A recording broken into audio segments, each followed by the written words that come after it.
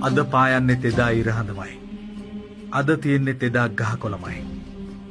අද ඉන්නේ තෙදා සතා සීපාවමයි. අද හමන්නේ තෙදා හුළඟමයි. මොකද වෙනස?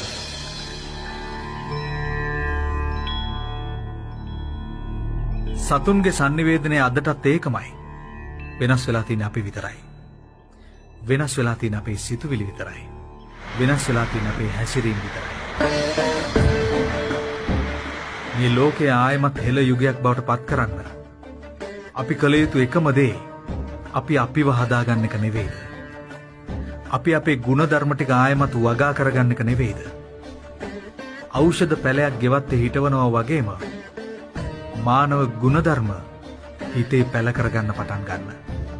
රුක් රෝපණ ව්‍යාපෘති වෙනුවට අපිට ඕන වෙන්නේ සිත් රෝපණ ව්‍යාපෘති.